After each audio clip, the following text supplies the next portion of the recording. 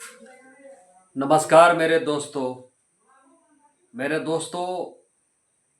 मैं Indranath Prasad, PLV legal aid clinic Mahuadanr, district legal services authority, civil court Latehar.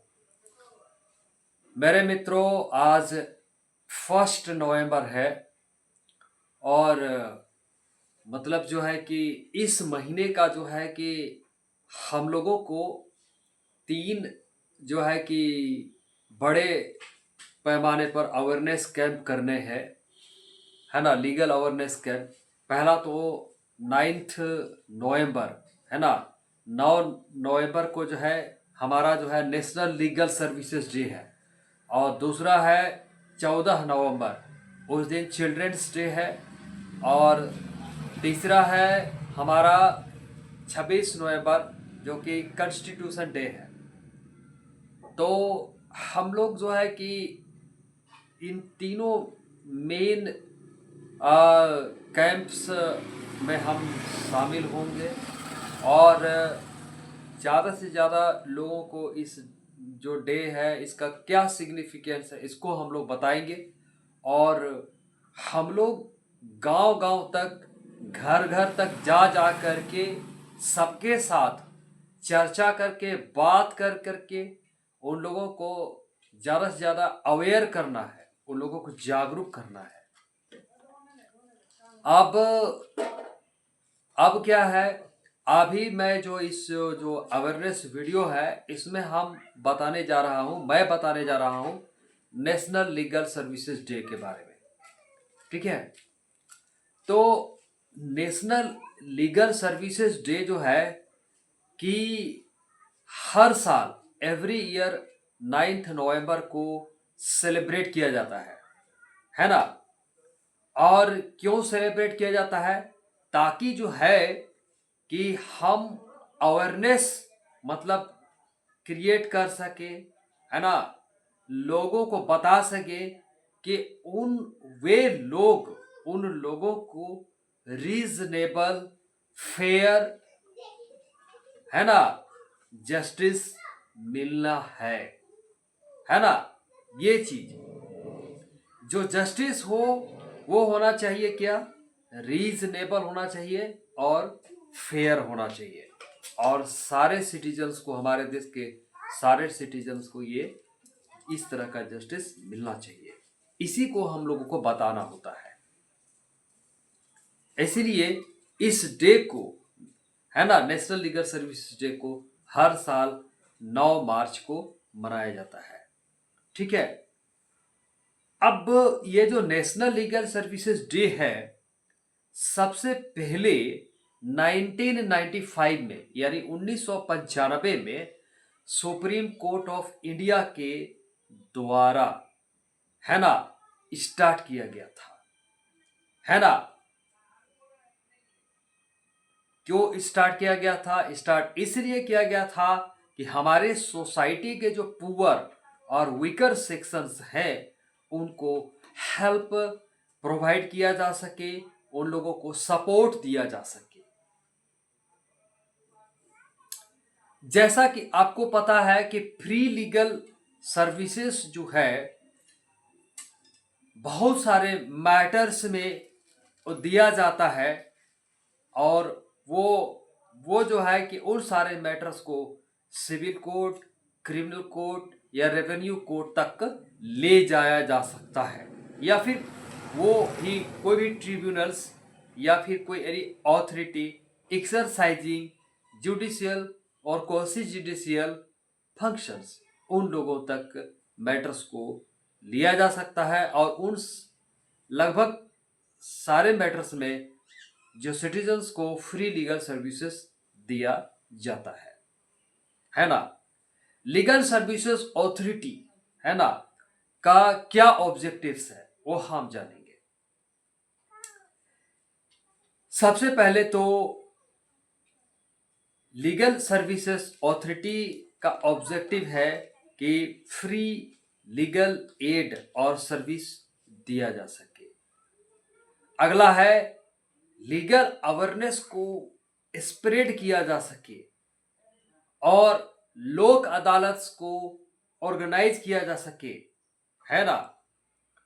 और जो disputes होते हैं, है ना, बहुत सारे डिस्प्यूट्स को जो है कि एडीआर यानी अल्टरनेटिव डिस्प्यूट रेजोल्यूशन के थ्रू जो है सेटलमेंट हो, इसको प्रमोट करती है लीगल सर्विसेज अथॉरिटी, है ना।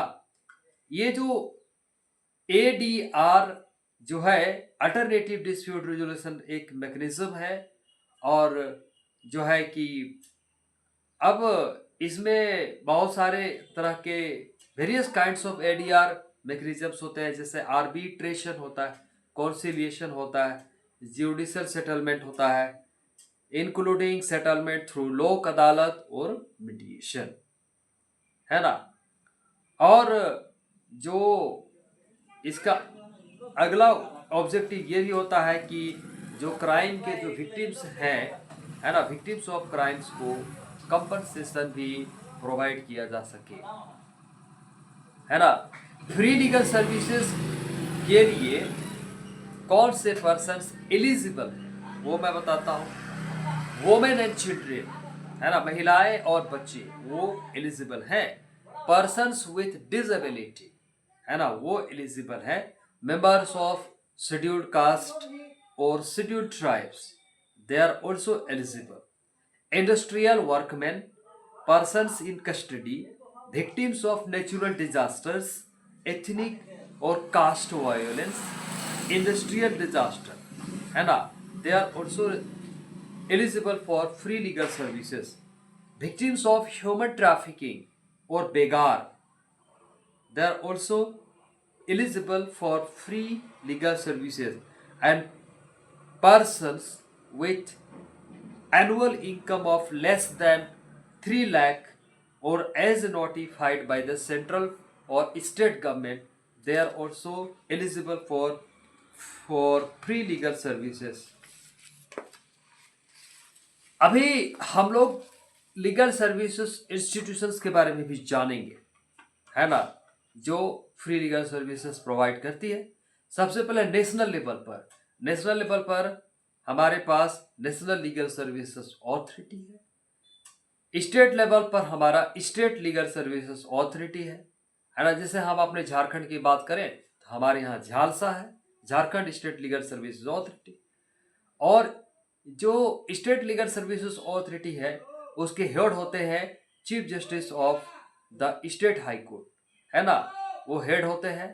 और वो पेट्रन इन चीफ भी होते हैं, है ना।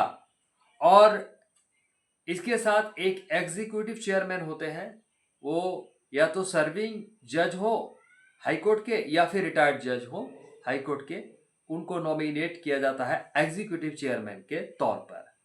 हमारे पास डिस्ट्रिक्ट लेवल पर डिस्ट्रिक्ट लीगल सर्विस अथॉरिटी है, जिसको हम लोग डालसा कहते हैं। और इसके चेयरमैन, इसके जो एक्स ऑफिशियो चेयरमैन होते हैं वो डिस्ट्रिक्ट जज होते हैं जिला के, है ना। तालुक लेवल पर या सब डिविजनल लेवल पर भी हमारे पास आपको लीगल सर्विसेज कमिटी होती है ना। और उसके हेड होते हैं कोई भी सीनियर सिविल जज। और हाई कोर्ट में high court legal services committee भी होती है, और सुप्रीम कोर्ट में supreme court legal services committee भी होती है। ये सब के सब इंस्टीट्यूशन है, लीगल सर्विसेज इंस्टीट्यूशंस, जो कि फ्री लीगल सर्विसेज प्रोवाइड करती है। तो in carrying out all these responsibilities, इन सारे जिम्मेदारियों को अगर निर्वहन करना हो तो नालसा जो है कैसे करती है। NALSA works in close coordination with the various state legal services authorities, district legal services authorities, and other agencies for a regular exchange of relevant information, monitoring and updating on the implementation and progress of the various schemes in vogue, and fostering a strategic and coordinated approach to ensure a smooth and streamlined functioning of the various agencies and stakeholders. हम लोग national legal services authority की पर भी एक नज़र और डाल लेते हैं। The national legal services authority जो है इसको कॉन्स्टिट्यूट किया गया था under the legal services authority act 1987 which came into force, जो कि लागू हुआ ऑन 9 नवंबर 1995। तभी तो हम लोग 9 नवंबर को मनाने जा रहे हैं, ये है ना। तो 9 नवंबर 1995 को to establish a nationwide uniform network for providing free and competent legal services to the weaker sections of the society, है ना। और the Chief Justice of India is the patron in chief, and the second senior most judge of Supreme Court of India is the executive chairman of the authority. Article 39 जो हमारा constitution का है provides for free legal aid to the poor and weaker sections of the society to promote justice on the basis of equal opportunity. जब समान अवसर दिया गया है तो हमें समान न्याय भी चाहिए, ये कहती है आर्टिकल 39 हमारे कॉन्स्टिट्यूशन का। Article 14 and article 22(1) obligates state to ensure equality before law. और ये भी ध्यान देना चाहिए, it can be noted that the role played by NALSA and its network is very much relevant to achieving the sustainable development goal 60, which seeks to promote peaceful and inclusive societies for sustainable development, provide access to justice for all, and build effective, accountable, and inclusive institutions at all levels. तो मैंने ये जो video shoot किया, इसको अपने YouTube channel में भी PLVU, एक मेरा नया चैनल है 4 अक्षर का, उस पर भी अपलोड करता हूँ, अपने ग्रुप में भी शेयर करता हूँ। और मैं चाहता हूँ कि आप इस वीडियोस को, है ना, व्हाट्सएप के माध्यम से, है ना, आप लोगों को शेयर करें ज़्यादा से ज़्यादा, ताकि उनको ये बात उन तक पहुँच सके। Thank you so much.